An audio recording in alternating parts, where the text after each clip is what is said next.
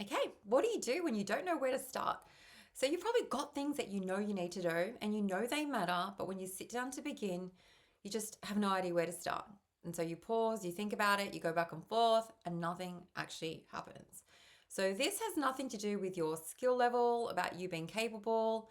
It's only a lack of clarity that is the problem.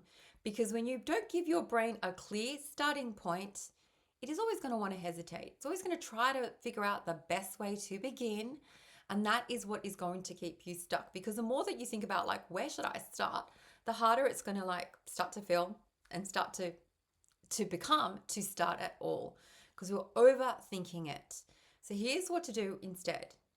First, remove this pressure that you might put on yourself, on your shoulders to start anything perfectly. There is no such thing as perfection. There is no perfect starting point. There is just a starting point. Okay? Even a messy starting point. It's just a starting point. And so instead of asking yourself, where should I begin? What's the perfect thing that I could be doing right now with my precious time? Ask yourself, what is the simplest place that you can begin?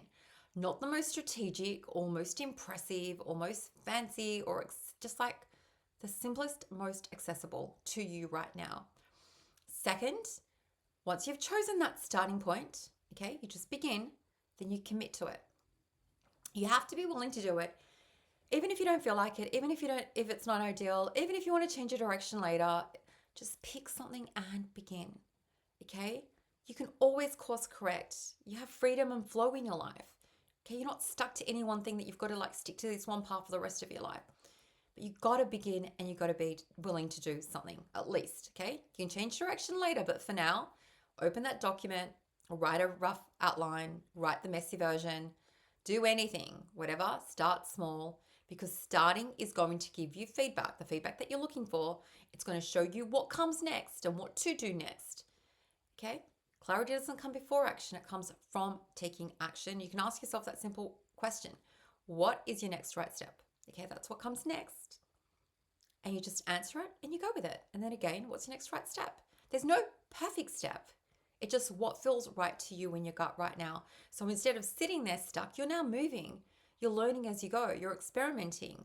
Okay, you're going to have things that work and things that don't work, and that is totally normal. But what once felt confusing starts to become clearer when you take your steps because you're no longer waiting to figure it out in advance.